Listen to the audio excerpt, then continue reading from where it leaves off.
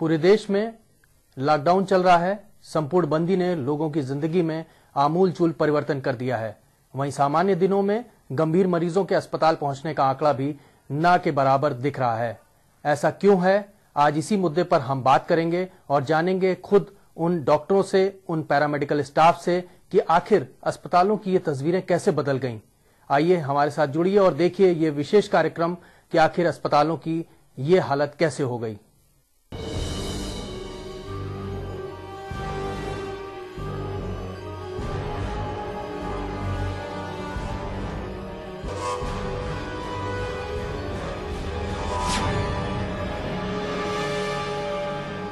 है जो काम कर रहा है, हॉस्पिटल के टच में है, तो उसको फोन करके उनसे पूछा जाता है क्या हमारे मरीज को ये हो गया, क्या मैं अपने मरीज को ले आया।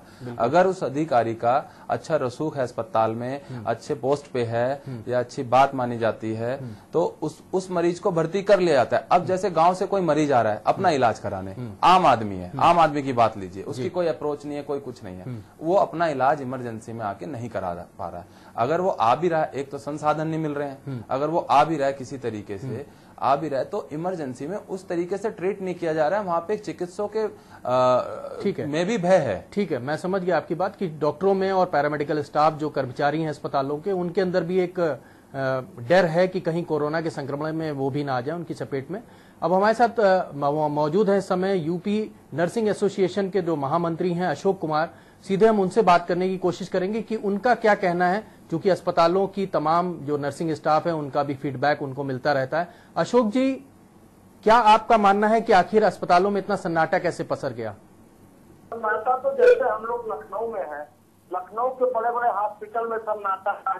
बाकी अभी हम कई हॉस्पिटल में आज भी हमारी बात हुई है, हर जगह पे जनरल पेशेंट लिए जा रहे हैं। अभी मेरी बनारस में बात हुई है, बनारस में महोदय ने 2 घंटे ओपीडी चलवाने की परमिशन दी है, तो हर जगह पे मरीज लिए जा रहे हैं। जो जनरल हॉस्पिटल है, पहले इन हॉस्पिटलों को एकदम सबको कोविड-19 का हॉस्पिटल घोषित करके एक अपार भीड़ को कम कर दिया गया। आज भी हम जिस हॉस्पिटल में बैठे हैं बल्लापुर में, इसके बाहर कम से कम 100 लोग लाइन लगाए बैठे होंगे। हमारे यहाँ फीवर क्लिनिक चल रही है, इमरजेंसी में भी मरीज भर्ती कर रहे हैं। तो ऐसा नहीं कि हॉस्पिटल खाली, लोग कुछ डर के मारे नहीं आ रहे, कुछ आपने हर जगह रास्ता ब्लॉक कर दिया है। जब हमारे मेडिकल के एक कर्मचारी नर्सेज कभी सहारनपुर में आपने देखा होगा, वहाँ नर्सेज अपना पास दिखा रही कोविड-19 की, वहाँ के थानेदार ने मारना शुरू कर दिया उसे, उसको उसके हस्बैंड वाइफ दोनों स्टाफ नर्सेज दोनों को मारा।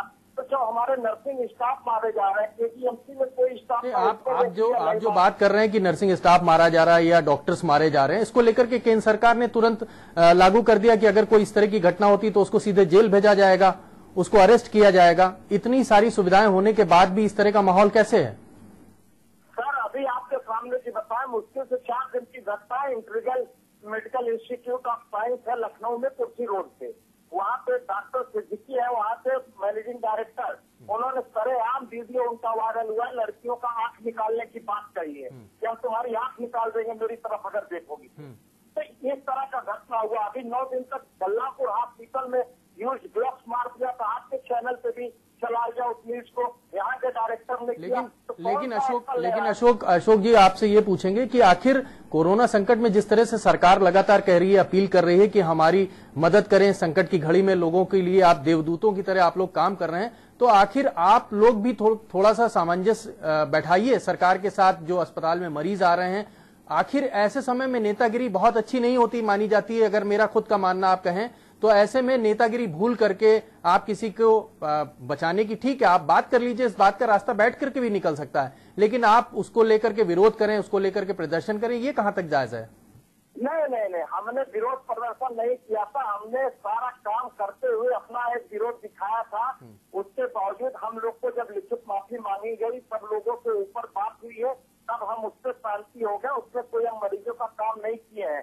हम लोग तो मार खा के बिना ग्लव्स बिना मास्क के ड्यूटी कर रहे हैं भाई। बिल्कुल, आपने ये जो सवाल उठाया बिना ग्लव्स बिना मास्क का, अशोक जी आप हमें ये बताइए, क्या आपको ग्लव्स और मास्क नहीं मिल रहे हैं? क्या आपको और सुविधाएं नहीं मिल रही, पीपी किट? ग्लव्स मास्क के लिए ही अभी इंटीग्रल में आंख निकालने की बात कही, मैं सारे फोटो भेज सकता हूँ। नॉर्मल अप्रैल पहन के कोविड-19 पॉजिटिव मरीजों के साथ वहाँ 45 मरीज भर्ती है इंटीग्रल में। ठीक है, आपके पास अशोक जी आपके पास कोविड-19 के पास नहीं जाना चाहिए मरीजों को। वहाँ नॉर्मल मास्क और नॉर्मल एप्रन पहन के जिसको सर्जरी कराते हैं उस एप्रन से घुस के मरीजों की सेवा कर रहे हैं लड़के। अशोक जी 1 मिनट हम आपको रोकेंगे। हमारे साथ अमित हैं। अमित, ये बताइए कि जो पीपी किट या जो भी मास्क आप लोगों को प्रोवाइड कराया जा रहा है अस्पताल की तरफ से, सरकार ने एक काफी बजट भी दिया और उन्होंने साफ तौर से मुख्यमंत्री का भी आदेश है कि जो भी हमारे चिकित्सा कर्मी हैं, जो भी कोरोना संक्रमण के मरीजों का इलाज कर रहे हैं, उनको सभी पीपी किट हो वो बेहतर दी जाए, मास्क दिए जाए। क्या हालात हैं? आप अगर बात करिए, आप भी एसोसिएशन के अध्यक्ष हैं नर्सिंग स्टाफ के, तो आपका क्या कहना है? मेरा इसमें ये कहना है, हमारे संस्थान में जब पहला लॉट आया था पीपी किट का तो वो बहुत अच्छा था, उसमें कोई खराबी नहीं थी। पर अब जैसे जैसे बीमारी बढ़ती जा रही है और मरीज बढ़ते जा रहे हैं, काम का प्रेशर बढ़ता जा रहा है और स्टाफ भी हमारे पास कम है, उसको भी सेव करके चलना है। तो जब हमारे मन में यह है कि स्टाफ है, हमें किसी को अपने स्टाफ की सुरक्षा भी मुहैया करानी है, तो अब पीपी किट का स्तर और N95 मास्क का स्तर गिरता जा रहा है। बहुत सारे प्रोटेक्शन इक्विपमेंट्स होते हैं, आई प्रोटेक्शन होता है, फेस शील्ड होता है और पूरा पीपी किट होता है जो नीचे से लेकर ऊपर तक हेड तक कवर होता है, उसमें हेड वुड भी होता है। मतलब ये इसमें जो है पहली जो किट थी उसमें बहुत अच्छी थी, पर अब जैसे जैसे बीमारी बढ़ती जा रही है, मरीजों का प्रेशर बढ़ता जा रहा है, कोरोना से रिलेटेड संक्रमित मरीजों का प्रेशर बढ़ता जा रहा है, तो अब क्वालिटी बहुत गिरती जा रही है, स्तर गिरता जा रहा है।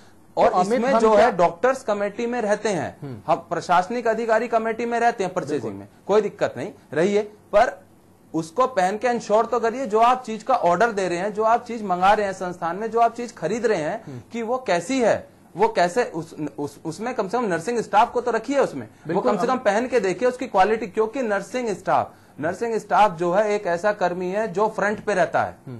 तो और वार्ड बॉय, स्वीपर और वहां पे जो JRSR की ड्यूटी, इस भी चिकित्सक की ड्यूटी लगती है, वो फ्रंट पे रहते हैं। पर सबसे जो पेशेंट के जो सबसे ज्यादा क्लोज माना जाता है वो नर्सिंग माना जाता है, नर्सिंग स्टाफ को माना जाता है। बिल्कुल अमित, आपने जो बात करी, हम आपकी बात से जहां तक आप बोल रहे हैं बड़ा आश्चर्य हो रहा है ऐसे में कि जिस तरह से प्रधानमंत्री से लेकर उत्तर प्रदेश के मुख्यमंत्री लगातार ये अपील कर रहे हैं कि जो भी हमारा पैरामेडिकल स्टाफ है या जो भी मेडिकल का स्टाफ है उसको प्रोटेक्शन किट दी जाए, उनको मास्क दिए जाए। लेकिन ये बहुत दुखद बात है जो आप बता रहे हैं। अगर इस तरह का माहौल है तो आखिरकार जो डॉक्टर हैं, जो हमारे पैरामेडिकल स्टाफ है, वो आखिर कोरोना के संक्रमण के मरीजों का इलाज कैसे करेंगे? उनको खुद डर होगा कि कहीं वो खुद संक्रमित ना हो जाएं। लेकिन जो चयन करता है, जो अधिकारी हैं, प्रशासनिक अधिकारी आपके यहाँ जो हैं अस्पतालों में या चिकित्सा संस्थान में, उनकी क्या जिम्मेदारी है? वो क्या बिना किट को देखे हुए अप्रूव करे दे रहे हैं? क्या उसमें कमीशन खोरी तो नहीं हो रही? कहीं उनका कोई अप्रत्यक्ष लाभ तो उस किट के पीछे नहीं लगा? आपका क्या कहना है इस पे? इसमें मेरा ये कहना है कि मुझे जो लगा कि उनको पहले अच्छे से किट को जांचना चाहिए, परखना चाहिए कि ये स्तर पे खरी है नहीं है, तब उसको आगे बढ़ाना चाहिए, तब उसका ऑर्डर करना चाहिए।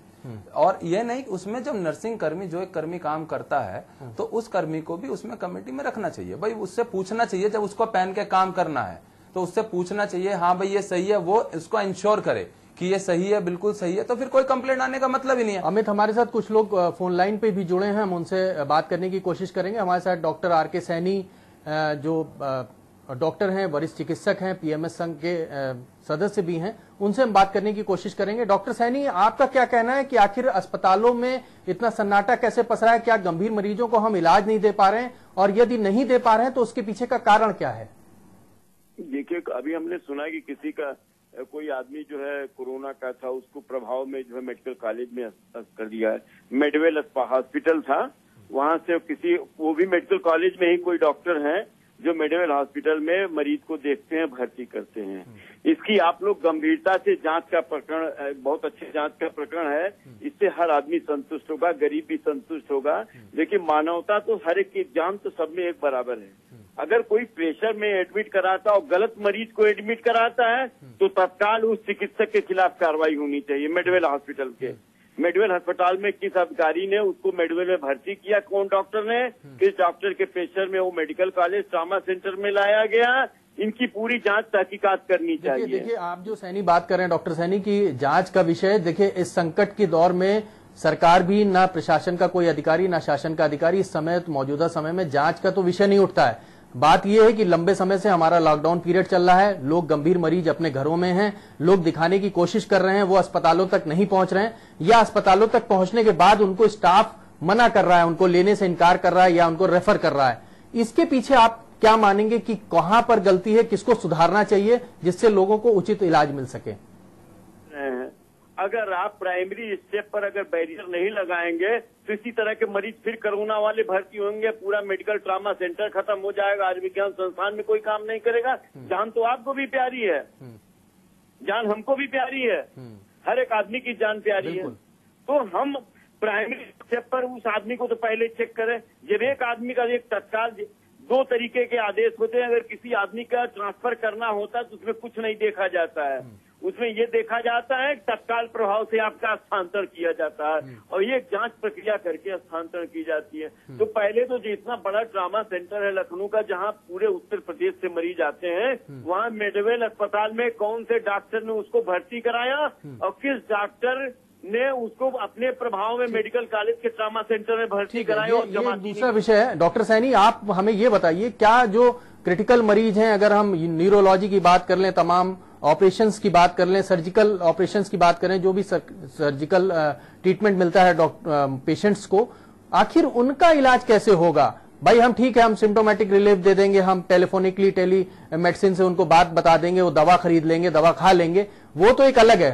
एक फिजिशियन स्तर पर एक अगर मेडिसिन के उससे अगर देखिए तो वो ठीक है, लेकिन सर्जिकल पॉइंट ऑफ व्यू से क्या कारण है जो अस्पताल तक मरीज नहीं आ पा रहे हैं, सन्नाटा पूरा पसरा है? क्या खुद को डॉक्टर किनारे कर रहे हैं, आइसोलेट खुद को कर रहे हैं, खुद को डॉक्टर किसी भी मरीज के संपर्क में ना आ सके? कुछ इस तरह की मन में भावना आ रही है क्या आप लोगों के? जी, जो आप मेडिकल कॉलेज में सब जगह जो मरीज भर्ती हो रहे हैं, जो किसी कर्मचारी ने कहा प्रभाव में भर्ती हो रहे हैं, ये बहुत वीआईपी क्वेश्चन है। एक वीआईपी मरीज भर्ती हो जा रहा है, एक सामान्य आदमी, एक पत्रकार, एक सामान्य जिसकी कहीं पहुंच नहीं है, वो भर्ती नहीं हो रहा है। तो जो आप जो बता रहे हैं कि गंभीर मरीज नहीं देखे जा रहे, गंभीर मरीज और सामान्य मरीज का अंतर है। इस समय कोरोना चल रहा है, अगर कोई सामान्य मरीज भी कहीं इन्फेक्टेड हो जाता है अस्पताल में भरने से, तो कोरोना में कन्वर्ट हो जाएगा। तो चिकित्सक हमारे वो देख रहे हैं कि ये मरीज वास्तव में इमरजेंसी के लायक है कि नहीं लायक है, या अगर इमरजेंसी लायक नहीं है तो उसको दवा देके इलेक्टिव सर्जरी, इलेक्टिव इमरजेंसी में उसको भर्ती कराएंगे। समझे, वो डॉक्टर के उस पर असेसमेंट पर निर्भर है। बिल्कुल। तो ये असेसमेंट क्यों नहीं हो रहा है? हमारा सवाल यही है ना कि भाई असेसमेंट आपको करना चाहिए। अगर वो आपको लगता है कोरोना संक्रमण से मुक्त है तो उसको आप सर्जरी के लिए, उसको आप ट्रीटमेंट के लिए भर्ती करिए। ये प्रोसेस भी तो नहीं हो रहा है। सर्जरी के लिए भर्ती करिए, सर्जरी के लिए मान लीजिए हमने भर्ती कर लिया और उसकी सर्जरी कर दी और वो कोरोना से इन्फेक्टेड हो गया, तो चला जाएगा। इसलिए इलेक्टिव सर्जरी का जो प्रोसीजर है, वो हम जब कोरोना का एटमॉस्फेयर धीमे धीमे डाउन होगा, जब भी डाउन होगा, तो इलेक्टिव सर्जरी इमरजेंसी सर्जरी नहीं होती है। इमरजेंसी सर्जरी जो होती है वो तुरंत की जाती है, उसमें डॉक्टर का असेसमेंट हो जाता है। जो न्यूरोलॉजी होती है, जो कार्डियोलॉजी में भी जो होता है, उसमें जो इलेक्टिव पार्ट होता है, उसको डॉक्टर एसेस करता है कि इलेक्टिव अगर है तो इसको टालो जब तक कि कोरोना का संकट न टल जाए, दवा देके उसको करो, बाद में उसकी सर्जरी करेंगे। पता चला कि हम सर्जरी करने गए, चौबे जी छब्बे होने गए, दूबे होके चले आए, तो ये काम नहीं करना है। डॉक्टर का काम बहुत स्टेबलाइज करना है। लेकिन हमारा ये बेसिक कहना है कि जो किट का जो मामला किसी उसने समझाया, बताया, वो किट का मामला वो बहुत गंभीर मामला है। दूसरी बात, ये किट जो है, जो जिस अधिकारी ने, जिस आईएएस अधिकारी ने या जिस पीसीएस अधिकारी ने सप्लाई कारपोरेशन ने किट ली है, उसको पहना के उसी कोरोना के दौर में सर्विस करने के लिए भेजा जाए, तब उसको समझ में आएगा कि ये किट कैसे काम करती है। पहले मरीज आता है तो डॉक्टर के पास संपर्क में आता है, डॉक्टर देखता है ये कोरोना से इन्फेक्टेड है या नहीं, या प्लस माइनस क्वारंटाइन में भेजने लायक है या नहीं है।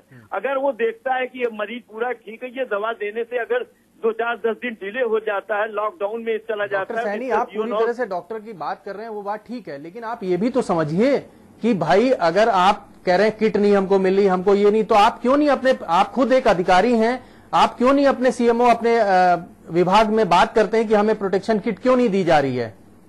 अपने विभाग को लेटर लिख दिया अपने पद की हैसियत से। हाँ। हमने अपने विभाग को लेटर लिख दिया और जो के गुप्ता डीजीएमई ने जो लेटर लिखा था, उससे हमने अन्य जगहों पर ये अपनी बात उठाई भी और सरकार को भी चेताया कि सप्लाई कारपोरेशन की जो श्रुति सिंह है, वो किस मानक, दो मानक हैं, एक सितारा जो कोयम्बटूर में है और एक कंपनी है ग्वालियर में DRD है, जो भी किट बनाई जाती है गवर्नमेंट ऑफ इंडिया के आर्डर से, वहाँ पहले उसका परीक्षण होता है। अगर वो पास करती है तो ये किट जो है सब जगह सप्लाई होनी चाहिए। अगर वो ही रिजेक्ट कर देती है तो कर देंगे। इन्होंने किस माध्यम से बिना उस DRD और उसके सप्लाई के किट सप्लाई कर दी। और अगर ये जानते हैं किट परिष्कृत है तो अपने जितने भी रिटायर्ड अधिकारी हैं अपने IAS PCS नंबर के, वही किट पहना के इनको पानी पिलाने के लिए उसी कोरोना। हम बात करेंगे हमारे साथ अमित जो डॉक्टर ने बात करी है, डॉक्टर सैनी जो बात लगातार कह रहे हैं, क्या आप इनकी बात से सहमत हैं?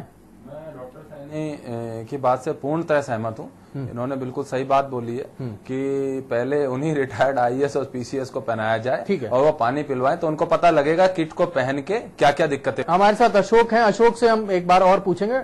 अशोक जी, ये बताइए कि आखिरकार ये जो आपने अभी सुना होगा, डॉक्टर सैनी बोल रहे हैं, अमित भी हमारे साथ वो भी बात कर रहे हैं रेगुलर, तो आपका क्या कहना है कि क्या गरीब जो गंभीर मरीज हैं उनको अस्पताल तक ना आना, कहीं ना कहीं आप लोगों को जो किट मिल रही है, जो प्रोटेक्शन किट्स हैं, वो एक बड़ी बाधा बन रही है क्या?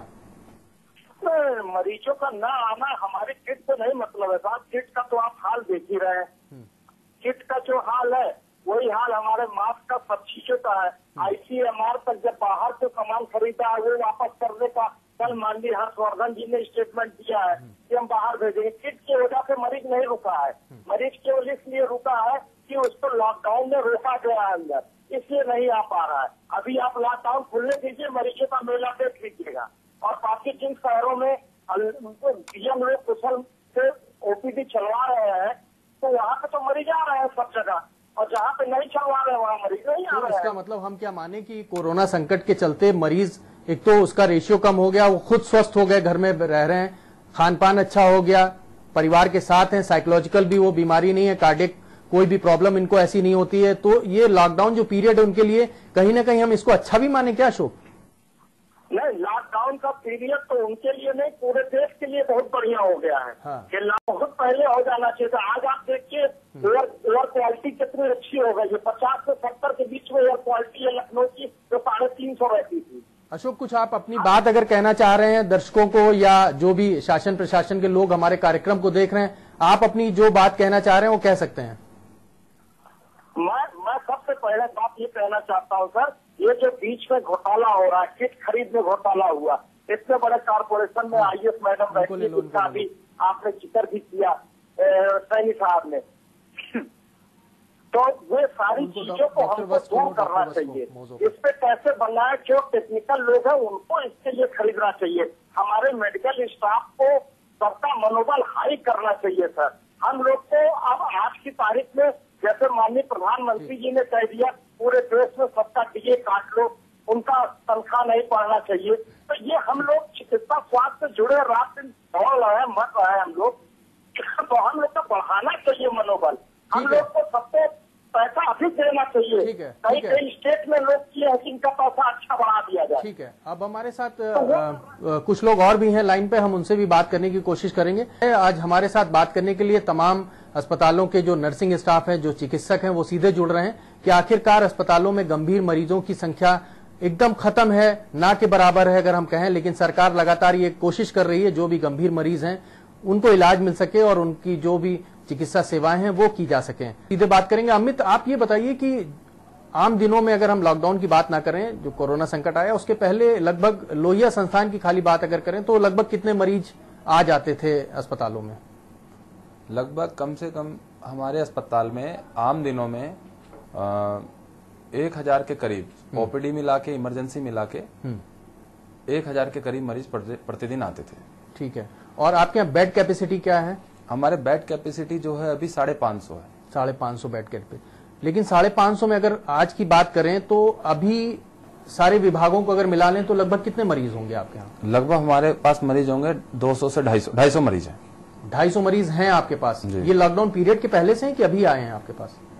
नहीं, कुछ बीच में भी आए हैं, कुछ डिस्चार्ज भी हुए हैं, इमरजेंसीज भी आई हैं, ऐसा नहीं है, कुछ इमरजेंसी सेवाएं चल भी रही हैं हमारे यहाँ पे जी। और कुछ लॉकडाउन के पीरियड के दौरान भी आए हैं, कुछ पहले मरीज एडमिट है जो बहुत ज्यादा सीख है, पहले से एडमिट है। क्या ऑपरेशन हो रहे हैं आपके लोहिया संस्थान में? इमरजेंसी ऑपरेशन हो रहे हैं। मेरी जानकारी में तो बहुत ही कम 2-4 ऑपरेशन हुए हैं। कार्डियक की अगर हम बात करें तो वहां तो कोई भी ऑपरेशन नहीं हुआ। क्या ये बात सही है? अभी जो है कैथ लैब की अगर बात, कार्डियोलॉजी की बात करें कैथ लैब की, तो उसमें प्रतिदिन 3 से 4 केस हो रहे हैं। सीबीटीएस की अगर बात करते हैं डिपार्टमेंट की, तो सीबीटीएस डिपार्टमेंट में अभी एक भी केस नहीं हुआ 13-14 दिन से। 14-15 दिन से कोई केस नहीं हुआ। ठीक है अमित, हमारे साथ अब इस समय जुड़ गए हैं डॉक्टर वत्स, सीधे उनसे बात करते हैं। डॉक्टर वत्स का क्या कहना है, आखिरकार ये जो अस्पतालों की तस्वीरें आ रही हैं इसके पीछे का कारण क्या है? क्या कोरोना के इफेक्ट हैं और क्या कोरोना के साइड इफेक्ट हैं? क्या कोरोना हमारे देश के लिए बेहतर भी माना जा रहा है क्योंकि मरीजों की संख्या बहुत कम हुई है? इसके पीछे कारण क्या है, ये सीधे डॉक्टर वत्स से जानेंगे। डॉक्टर वत्स, कोरोना एक वैश्विक महामारी है और इसमें हम सभी लोग साथ मिलकर के काम कर रहे हैं। प्रशासन का सहयोग है, चिकित्सक समुदाय का सहयोग है, पैरामेडिकल स्टाफ हुआ, हमारे सफाई कर्मचारी हैं, सबका सहयोग है। लॉकडाउन से फायदा तो निश्चित तौर पे हुआ है, वातावरण शुद्ध हुआ है, प्रदूषण कम हुआ है, साधारण बीमारी में जो मरीज आ जाते थे अस्पताल सामान्यतः वह नहीं आ रहे हैं, तो अस्पताल कुछ वर्कलोड तो कम हुआ है। लेकिन यह कहना उचित नहीं है कि इमरजेंसी में मरीज नहीं देखे जा रहे हैं। इमरजेंसी हमारी चल रही है, इमरजेंसी में जो भी मरीज आ रहे हैं उनको पूर्णतः इलाज दिया जा रहा है, विशेषज्ञता अनुसार उनकी सेवाएं दी जा रही हैं। और फीवर क्लिनिक हम लोग रन कर रहे हैं, जो बुखार से ग्रसित मरीज हैं उनके लिए अलग व्यवस्था की गई है, उसमें उनका उपचार किया जा रहा है। डॉक्टर तो ये बताइए कि जैसे मान लीजिए कि आपके यहाँ इलाज किया जा रहा है, हम मानते हैं ये सारी बात, क्या कोरोना की वजह से क्या लोगों में बीमारियां अब कम हो रही हैं? खान पान उनका बंद है, बाहर की अगर बात कर लें, उनको जो ट्रैफिक पॉल्यूशन होता है इसका भी कोई इफेक्ट हम मान सकते हैं इस बात में? इधर उधर जो खान पान होता था जिससे पेट की बीमारियां होती थी वो तो निश्चित तौर पे कम हुई हैं। जी, तो इसका तो बहुत ही असर पड़ा है। हाँ। इस तरह के जो सामान्य रोगी हम लोग देखते थे वो लोग कम हो गए आना। ठीक है। और डॉक्टर, निश्चित तौर से कहा जा सकता है कि इसका तो फर्क पड़ा है। आप पूरी जानकारी दीजिए डॉक्टर साहब, क्या आखिरकार अगर जो ये लॉकडाउन पीरियड है ये अगर चलता रहा तो क्या ये हालात और सुधरेंगे? इसके अगर हम मरीजों के दृष्टिकोण से बात करें, क्या मरीजों के लिए ये लॉकडाउन पीरियड कहीं ना कहीं उनको साइकोलॉजिकल एक बेनिफिट दे रहा है? बिल्कुल सत्य कह रहे हैं। लॉकडाउन की वजह से जो लोग घर में हैं उनके ऊपर थोड़ा सा मानसिक तनाव तो है ही है, और उसके लिए जो हमारे मानसिक रोग के विशेषज्ञ हैं वो लगातार टेलीमेडिसिन से उनको सलाह भी दे रहे हैं, तो थोड़ा तो असर पड़ा है। लेकिन यदि पूर्ण सामाजिक स्वास्थ्य के बारे में बात किया जाए तो यह एक अच्छा और सराहनीय कदम है जो हमारे सरकार के द्वारा उठाया गया है। तो लॉकडाउन तो बहुत ही अच्छा रहा है। आप देखिए मरीजों की संख्या उत्तरोत्तर धीरे धीरे अब गिरावट भी दर्ज की जा रही है। मरीज हमारे ठीक हो रहे हैं, हॉटस्पॉट को रोकने से संक्रमण हमारा रुका है। तो ये तो एक अच्छी प्रक्रिया अपनाई है हमारी सरकार ने, और हम सब लोगों को इसमें जो है सहयोग करना चाहिए। डॉक्टर बस अगर पीपी किट की बात करें तो उस पर आपका क्या कहना होगा, जो प्रोटेक्शन किट जो डॉक्टर्स या पैरामेडिकल स्टाफ को प्रोवाइड कराई जा रही है? पीपी किट जो है वो तो हमारे जो फ्रंटलाइन वर्कर हैं उनके लिए तो अति आवश्यक है, और मैं निश्चित तौर से कहना चाहूंगा कि ये गुणवत्ता पूरक होनी चाहिए। अधोमानक किट नहीं सप्लाई किए जाने चाहिए, क्योंकि ये डॉक्टरों के संक्रमण का सबसे बड़ा खतरा हो सकता है। और जो हमारे चिकित्सक हैं, जो हमारे पैरामेडिकल स्टाफ है, वो सीमित संख्या में, यदि वो बीमार होने लगेंगे तो हमारे आने वाले मरीजों का कौन इलाज करेगा? तो उसके साथ तो कोई भी सुरक्षा के साथ कोई समझौता जो है स्वीकार्य नहीं है। तो जो समझौता अगर कहीं ना कहीं गड़बड़ हो रहा है, किटें गड़बड़ आ रही हैं, इस पे क्या करना चाहिए? कि निष्पक्ष जांच करा करके उस किट को वापस करा करके जो हमारे मानक पूर्ण करते हैं किट उनको ला करके सप्लाई करना चाहिए। ये तो सरकार का कार्य है, सरकार कर रही है इसमें। डॉक्टर बस एक बात और बताइए कि हाँ, अगर आप मान लीजिए अस्पतालों की अगर हम बात कर लें तो राजधानी लखनऊ से चूंकि सैकड़ों की संख्या में, हजारों की संख्या में डेली मरीज आते थे, तो क्या अब ना तो अल्ट्रासाउंड की आवश्यकता उनको पड़ रही है, ना उनको सर्जरी की आवश्यकता पड़ रही है, ना वो बीमार पड़ रहे हैं? ये इतना सब कुछ आश्चर्यजनक नहीं लगता आपको?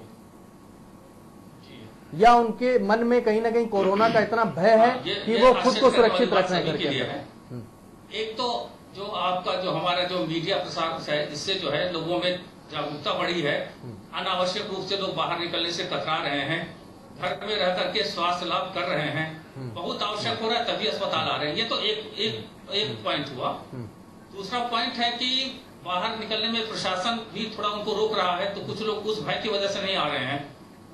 लेकिन यदि कहा जाए तो लोगों के स्वास्थ्य में सुधार हुआ है। ठीक, ऐसा नहीं कह सकते कि स्वास्थ्य में सुधार नहीं हुआ है। ठीक।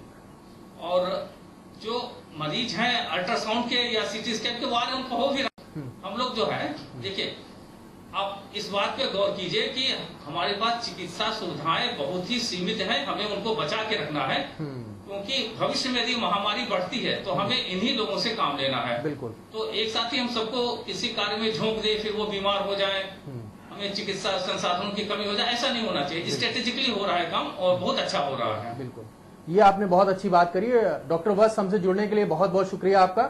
डॉक्टर वत्स ने बहुत सही बात करी कि हमारे जो संक्रमण, जिस तरह से कोरोना संक्रमण का दायरा बढ़ रहा है, वो एकदम से स्वास्थ्य सेवाओं पर हावी ना हो जाए, इसको भी बचाना बहुत अहम जिम्मेदारी है हम सभी की। और शायद यही वजह है कि मरीज भी खुद को संयम करे हुए हैं, खुद को सीमित रखे हैं घर के अंदर, और जो डॉक्टर और पैरामेडिकल स्टाफ है वो भी पूरी तरह से काम कर रहा है।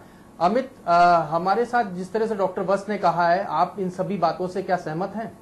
मैं डॉक्टर वत्स की सभी बातों से सहमत हूं, पर जो उन्होंने कहा है कि इमरजेंसी में मरीज देखे जा रहे हैं, इमरजेंसी में मरीज देखे जा रहे हैं और वो प्रभावित तो हुए हैं कि लॉकडाउन की वजह से, पुलिस के रास्ते में रोकने की वजह से, पिटाई की वजह से नहीं आ रहे हैं लोग। पर जो ये बात आपने बोली कि क्या एकदम से सारे अल्ट्रासाउंड और सारी जांचें, चेस्ट एक्सरे, इन्वेस्टिगेशन जो मरीज रूटीनली कराते थे, ये एकदम से कैसे कम हो गए, क्या सारे ठीक हो गए हैं, ये विचार नहीं है। ठीक है, बिल्कुल अमित, हमारे साथ सभी मेहमान इस चर्चा में जुड़े, सभी का शुक्रिया। और अमित हमारे साथ थे, डॉक्टर वत्स थे, डॉक्टर आर.के. सैनी थे, अशोक कुमार थे, इन सभी ने अपनी अपनी राय रखी। अब जिम्मेदारी है तो सरकार की और शासन में बैठे हुए अधिकारी की कि वो इन पूरी चर्चा को ठीक से जाने, समझें, और जो समस्याएं आ रही हैं गंभीर मरीजों की, अगर हम खासतौर से ये कार्यक्रम हम लाए थे इस बात को लेकर के कि जो भी बातें हैं वो शासन तक पहुंचे।